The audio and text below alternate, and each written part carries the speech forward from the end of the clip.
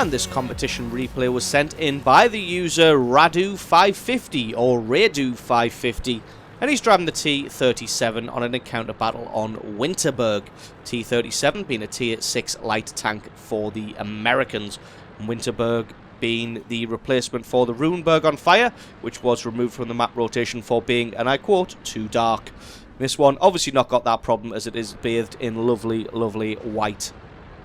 So straight away, Radu going to be heading to the centre of the map, squaring off against the enemy's two light tanks, which is the Chaffee and that MT-25. Neither of them making a move for that central road, which you tend to get light tanks doing quite often. It's also an Awful Panther in here.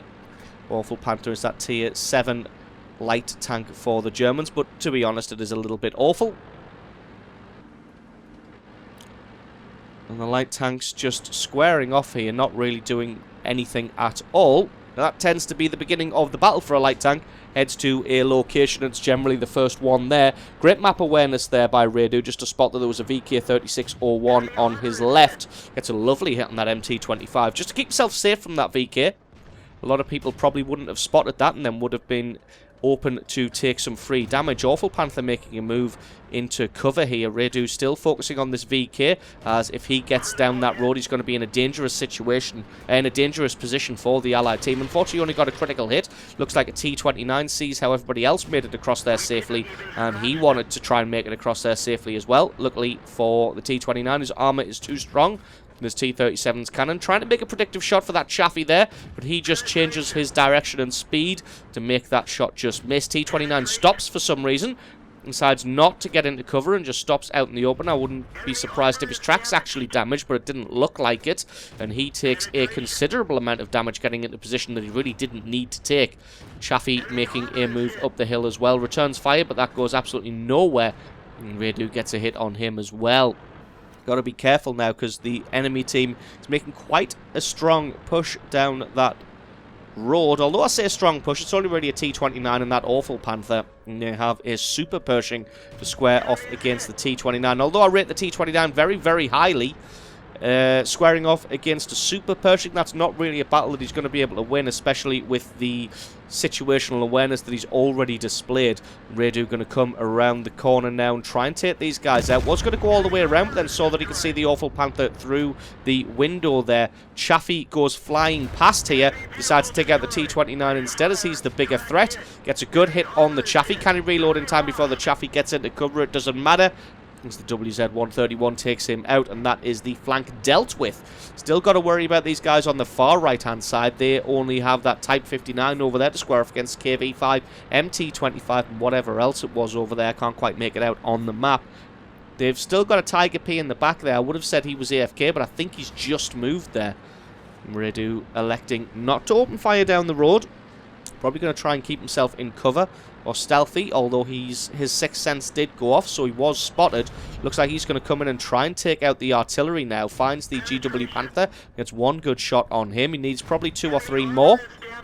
Maybe we'll be able to get him with this shot. Not quite, needs one more. I think the GW Panther may have fired already, so he's just making a run for it. I don't know what he was thinking about doing. Really, he should have reversed and tried to hide behind a building.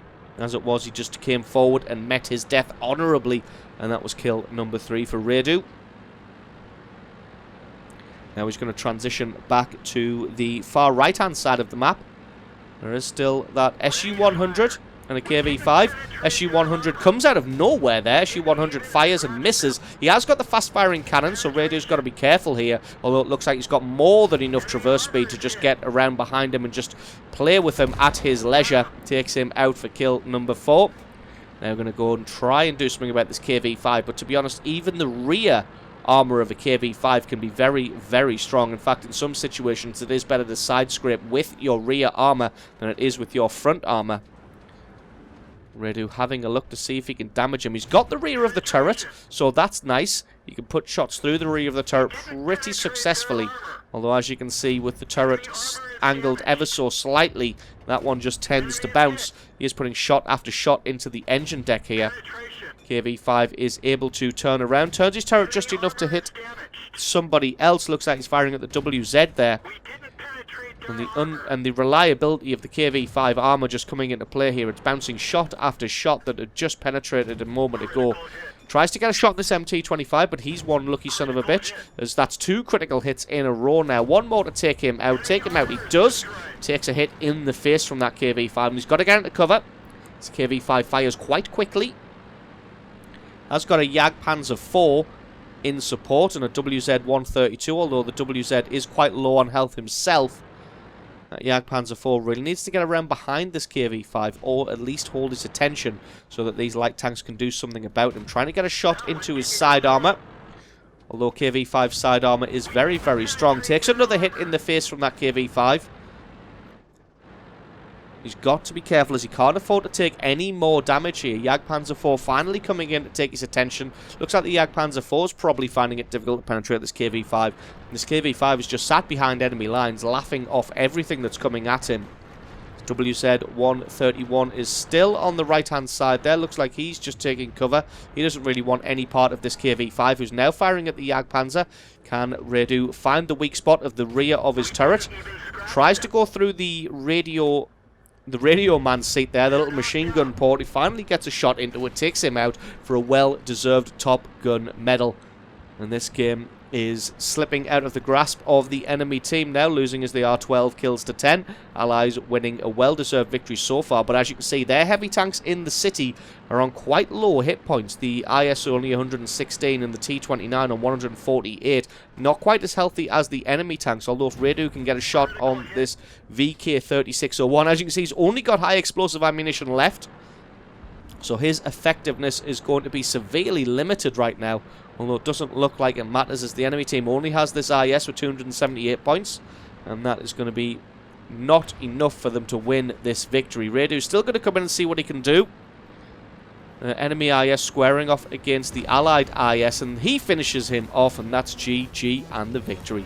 So absolutely awesome game there from Redu 550, picking himself up 6 kills, a well-deserved Top Gun medal, 2,500 points of damage, and really being an instrumental scout and fast flanker for his team.